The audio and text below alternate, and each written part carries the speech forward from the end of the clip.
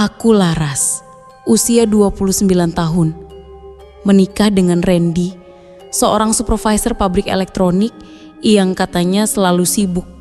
Awalnya aku percaya karena kami belum lama pindah ke rumah baru, hasil dari tabungan dan pinjaman bersama.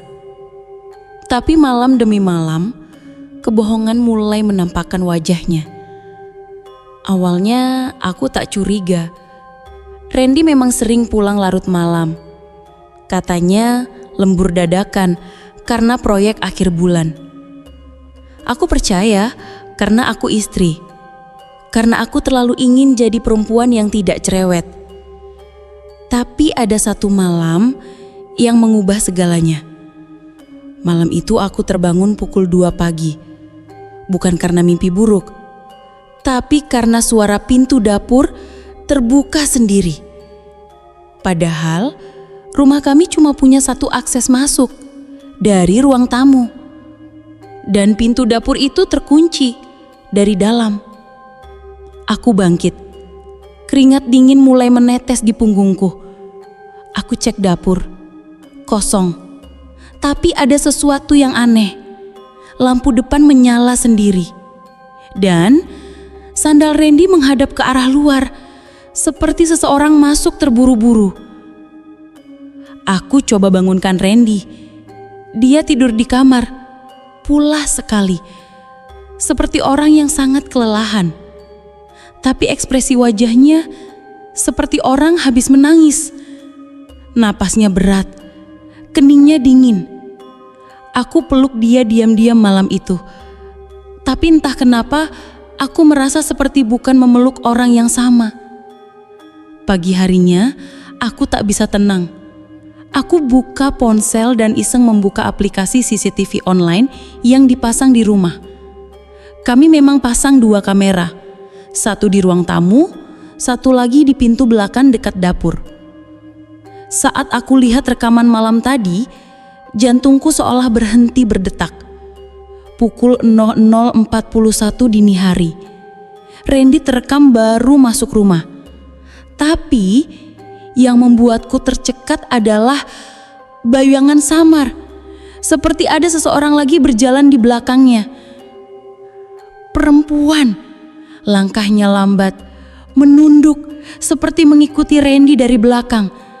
Tapi tubuhnya nyaris transparan. Dan hanya terekam di kamera dapur, bukan kamera depan. Aku ulang videonya berkali-kali. Setiap kali kulihat, perasaanku makin tidak tenang. Siapa dia? Kenapa hanya kamera dapur yang menangkapnya? Aku belum berani cerita ke siapapun. Tapi hari itu, saat menyapu ruang tamu, aku mencium aroma aneh. Seperti bunga melati yang sudah layu bercampur bau besi karat. Aku ikuti aromanya dan berhenti di depan lemari dekat kamar. Tanganku gemetar waktu membuka laci lemari itu. Dan di sana, aku menemukan lipstik merah tua. Bukan milikku. Warnanya mencolok dan berdebu, seolah sudah lama tersimpan atau disembunyikan. Aku menatap suamiku dari jauh. Saat itu dia sedang duduk di meja makan, mengaduk kopi. Wajahnya seperti biasa, tenang. Tapi entah kenapa, rasanya bukan seperti suami yang aku kenal. Malam harinya, aku tidak bisa tidur. Aku putuskan pasang rekaman audio dari HP-ku. Aku sembunyikan di sudut kamar di bawah kasur.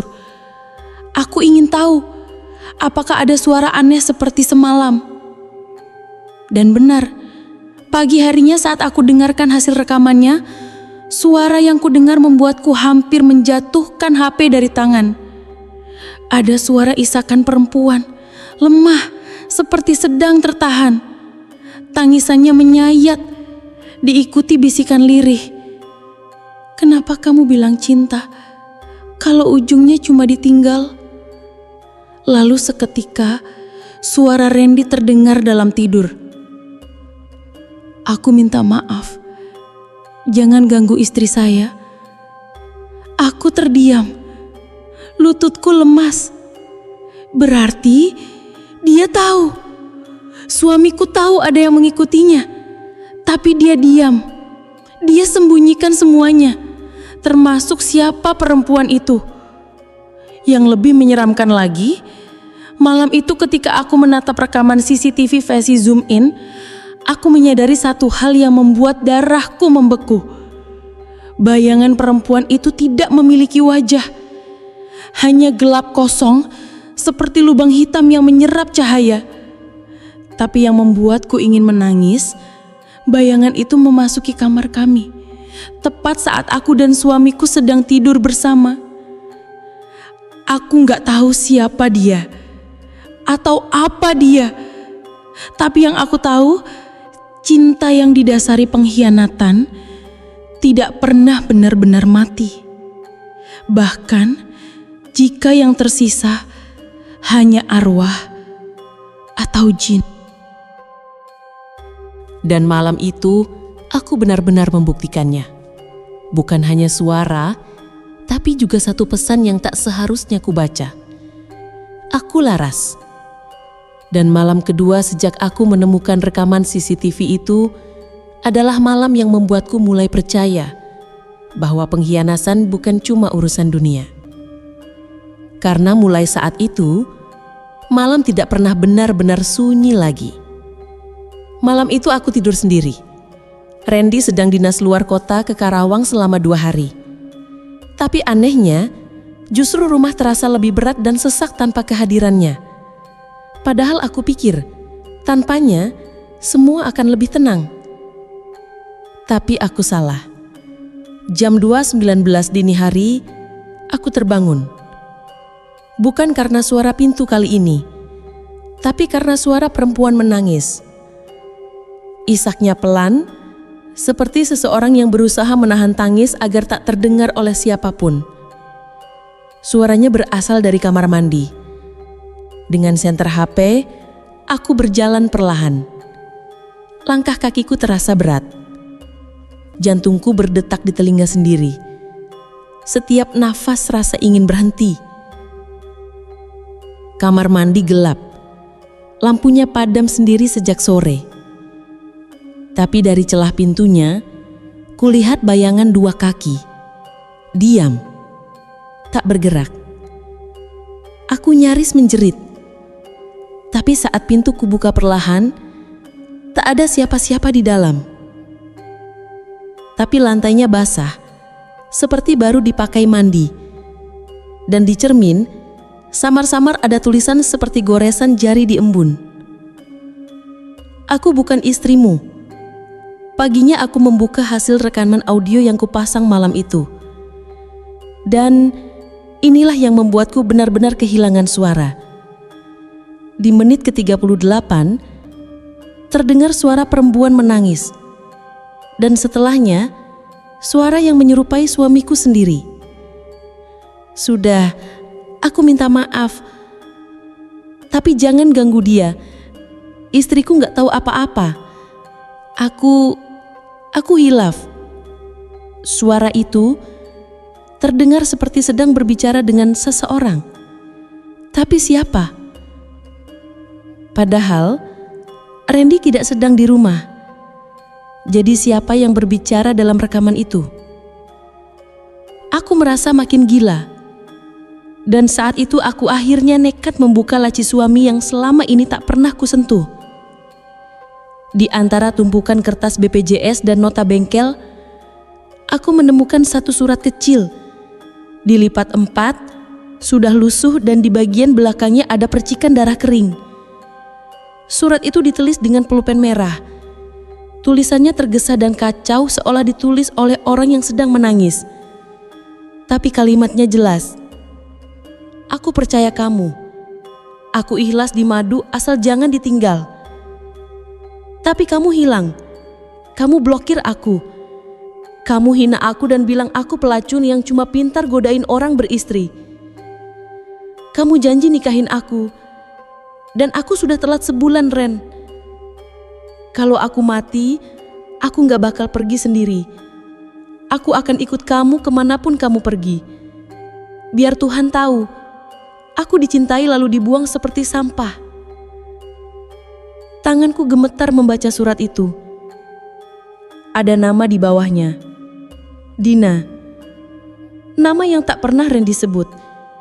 Nama yang tak pernah ku dengar. Tapi entah kenapa terasa sangat dekat. Seperti sedang duduk di belakangku saat itu juga. Aku bawa surat itu ke seorang ustadz dekat rumah. Ustadz Rahmat.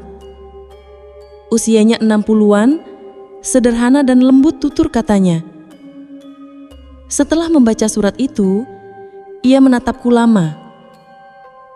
Bu Laras, kalau boleh saya jujur, surat ini bukan sekedar tulisan manusia yang marah. Ini semacam perjanjian batin yang dibuat saat hati mereka sudah hancur dan jiwa mereka penuh dendam. Kalau betul wanita ini meninggal dengan perasaan seperti ini, kemungkinan besar dia meninggal dalam keadaan terganggu. Dan itu membuka jalan bagi jin untuk menempel pada ikatannya. Apalagi kalau suaminya pernah menyatu dengannya dalam dosa. Itu bisa jadi pintu masuk jin korin, jin penggoda yang akan terus menempel, mengganggu, bahkan meniru wujud perempuan itu hingga suamimu jatuh sakit atau gila. Dan Ustadz Rahmat benar. Karena malam berikutnya, Randy pulang dengan wajah berbeda. Bukan lelah, bukan ceria, tapi pucat. Dia tak banyak bicara. Dan saat ku buka pintu kamar, aku mencium bau yang sama seperti malam-malam sebelumnya. Melati busuk dan besi karat. Tapi yang paling mengerikan, di atas bantal tempat Randy biasa tidur, ada bekas air mata. Dan itu bukan milikku. Sekarang aku mengerti. Mungkin jin itu tidak datang untuk ganggu aku, tapi untuk mengingatkan dia bahwa janji walau dalam dosa tetap dianggap janji oleh makhluk yang tak terlihat. Bu, ini bukan jenazah biasa. Ini jenazah yang sedang dihukum, ucap Pak Ustadz lirih sambil menahan gemetar. Aku menatap wajahnya. Wajah yang biasanya tenang, kini berubah tegang dan pucat. Apa maksudnya Ustadz? Tanyaku lirih, tapi suara hatiku sudah menjerit ketakutan. Ustadz menggeleng. Kita harus mencari tahu apa yang disembunyikan almarhum sebelum meninggal, karena dosanya belum selesai. Hari itu aku kembali ke rumah dengan dada sesak. Jenazah Darto masih terbujur di musola kampung. Sudah 2 hari lamanya. Tak bisa dikuburkan, tak bisa dikafani, tak bisa didekati. Bahkan setiap kali seseorang mencoba menyentuh jenazah, tubuh mereka langsung demam tinggi seperti terbakar. Aku hanya bisa menangis, sementara orang-orang mulai berbisik di belakangku. Pantesan aja, Darto itu kan punya sejarah buruk sama mantan istrinya dulu. Katanya dulu nikah siri 2 tahun, istrinya keguguran terus, lalu ditinggalin. Malam harinya, aku tak bisa tidur. Tapi jam 2 pagi, aku dikagetkan oleh suara ketukan keras di pintu depan. Aku pelan-pelan membuka. Ternyata ibu mertuaku. Wajahnya penuh air mata, tangannya gemetar menggenggam Al-Quran. Fitri, ibu harus cerita. Semua ini salah ibu. Ibu yang maksa Darto nikah lagi sama mantan istrinya dulu. Ibu yang maksa mereka rujuk diam-diam tanpa kamu tahu. Hatiku hancur. Dunia seakan runtuh. Jadi benar, mereka selingkuh. Dan ibu yang biarkan itu terjadi. Ibu pikir itu yang terbaik.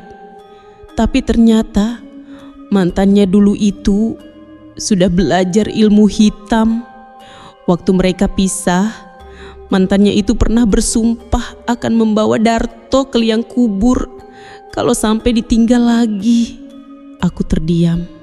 Ingatanku kembali ke hari-hari terakhir Darto. Ia sering melamun, sering bicara sendiri. Tubuhnya pun sering dingin dan berkeringat dingin. Tapi aku selalu mengira itu cuma stres pekerjaan. Apa ini artinya Darto dijerat sihir dari mantan istrinya sendiri? Ustadz datang keesokan harinya dan begitu mendengar pengakuan ibu mertua, ia terdiam lama. Ini bukan sekedar sihir. Ini dendam yang dibungkus cinta. Jenis paling berbahaya. Dan kalau tidak segera diselesaikan, bukan hanya jenazah Darto yang tidak diterima bumi, tapi yang tahu dan menutupinya pun bisa kena. Tiba-tiba kabar buruk datang. Ketua RT yang 2 hari lalu ikut mengangkat jenazah Darto meninggal mendadak dalam tidurnya. Dan malamnya ponakan Darto yang ikut memandikan jenazah Darto kesurupan dan berteriak-teriak sambil menyebut nama mantan istri Darto. "Ningsih, jangan bawa dia lagi, jangan." Aku pun gemetar. Nama itu, Ningsih, nama yang Darto larang aku sebut selama kami menikah. Ternyata semua ini berakar dari dosa lama yang ditutupi. Dan sekarang satu persatu yang tahu ikut kena getahnya. "Mas, ini tulisan siapa?" tanya Bu Marni dengan suara gemetar sambil menunjukkan secari kertas yang entah bagaimana tiba-tiba muncul di atas sajadah tempat suaminya biasa sholat. Tulisan di kertas itu bukan tinta biasa. Warnanya merah pekat seperti darah yang sudah mengering. Dan isinya bukan surat cinta, tapi surat peringatan dari alam barzakh. Pak Ridwan terdiam. Tangannya gemetar saat meraih kertas itu. "Jika kau tak segera bertaubat, maka malam ke-40 adalah waktumu. Dosa syahwat tak hanya merusak tubuhmu, tapi akan membakar jiwamu selama-lamanya." Tertulis begitu. Tapi siapa yang menulisnya? Kenapa kertas itu bisa muncul tanpa suara? Padahal rumah mereka sedang dalam keadaan terkunci dan sunyi. Bu Marni langsung menyuruh Pak Ridwan untuk memanggil Ustadz. Tapi Pak Ridwan justru keluar malam itu juga tanpa bicara sepatah pun. Ia berjalan kaki keluar kompleks perumahan menuju arah makam lama yang sejak dulu tidak pernah dikunjungi warga. Waktu menunjukkan pukul 2 dini hari ketika Bu Marni nekat menyusul suaminya karena merasa ada firasat buruk. Betul saja, ia menemukan Pak Ridwan sedang bicara sendirian di depan pusara tua tanpa nisan. "Aku minta maaf, Sinta. Aku salah. Tapi kenapa kamu ganggu aku lagi?" "Sinta? Siapa itu Sinta?" Bu Marni berusaha diam, hanya mengintip dari balik pohon. Tapi tubuhnya nyaris roboh saat melihat tanah di depan makam itu bergerak sendiri. Seolah ada yang mencoba keluar dari dalam. Pak Ridwan menjerit, melemparkan sesuatu ke makam itu. Cincin emas. "Ambil ini. Ini jimat yang kamu kasih dulu. Aku gak mau lagi. Cukup." Namun saat cincin itu menyentuh tanah, suara wanita tertawa tiba-tiba terdengar dari arah belakang Bu Marni. Suara itu bukan manusia. Tawanya panjang, serak, dan seperti bercampur dengan suara burung gagak. Pak Ridwan jatuh pingsan. Dan saat dibangunkan keesokan harinya oleh warga yang menemukan mereka, cincin itu sudah tidak ada. Tapi di telapak tangan Pak Ridwan ada cap terbakar berbentuk mata satu, mirip lambang yang biasa terlihat di buku-buku sihir kuno. Semua orang berpikir kisahnya selesai saat jasad suamiku dikebumikan. Tapi kenyataan justru jauh lebih menyeramkan. Hari ketiga setelah kematian suamiku, bau melati dan kembang 7 rupa justru menyebar bukan dari kuburannya, tapi dari dalam rumah kontrakan tempat istri sirinya dulu disiksa. Malam itu, aku, Rina, tidur di rumah orang tuaku. Sejak kematian suamiku yang mendadak dan penuh misteri, aku belum sanggup kembali ke rumah kontrakan kami. Tapi ada yang janggal. Bu Lastri, tetangga dekat rumah kontrakan itu, menghubungiku jam 2 dini hari. Suaranya gemetar. "Bu Rina, tolong, suara jeritan perempuan di rumah kontrakanmu makin kencang. Dan baunya, astagfirullah, bau kembang 7 rupa campur amis darah." Aku gemetar. Itu rumah yang dulu dipakai suamiku menyembunyikan istri sirinya yang katanya telah meninggal 2 bulan lalu karena kecelakaan. Tapi tak ada satupun bukti kematiannya. Bahkan jasadnya tak pernah dikubur. Aku memberanikan diri datang ke sana bersama ayahku dan seorang ustadz. Begitu pintu dibuka, hawa dingin menerpa, ruangan kosong.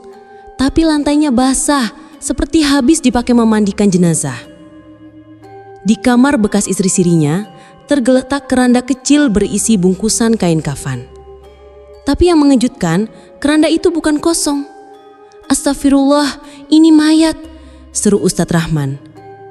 Setelah dibuka, isinya mengejutkan. Wajah perempuan cantik, segar, seperti baru wafat. Matanya sedikit terbuka dan mulutnya tersenyum tipis, seperti mengenal kami.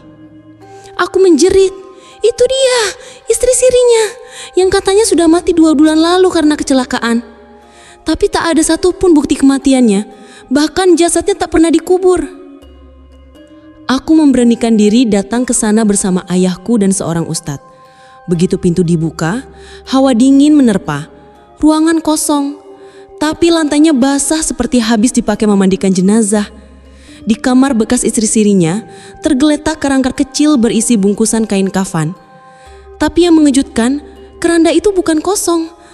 "Astagfirullah, ini mayat," seru Ustadz Rahman. Setelah dibuka, isinya mengejutkan. Wajah perempuan cantik, segar, seperti baru wafat. Matanya sedikit terbuka dan mulutnya tersenyum tipis, seperti mengenal kami. Aku menjerit, "Itu dia, istri sirinya, yang katanya sudah mati 2 bulan lalu karena kecelakaan." Tapi siapa yang memandikan dan mengkafani? Siapa yang meletakkan keranda itu di rumah kosong ini? Kami lapor ke pihak RT dan ustadz setempat. Setelah disolatkan kembali dan dikubur dengan baik, gangguan aneh mulai mereda. Tapi sebelum dikubur, ustadz sempat membaca doa di dekat jenazah. Dan tiba-tiba mulut wanita itu bergerak sedikit. Lalu terdengar lirih, "Saya sudah tenang sekarang, tapi dia, suamimu, belum selesai urusannya." Semua terdiam. Beberapa santri yang ikut menyolatkan langsung sujud syukur. Sementara ustadz mengingatkan, perlakuan buruk pada siapapun, apalagi istri sendiri, akan ada balasannya. Dunia bisa menyembunyikan, tapi akhirat akan membongkar semuanya. 3 hari setelah penguburan jenazah wanita itu, saat keluarga kami mulai tenang, tiba-tiba muncul kiriman pos misterius ke rumahku. Sebuah foto lama. Isinya, suamiku dan wanita itu berpakaian serba putih, tersenyum seperti pengantin baru, dengan latar belakang pemakaman. Di balik foto itu tertulis, "Dia sudah milikku, tapi belum selesai."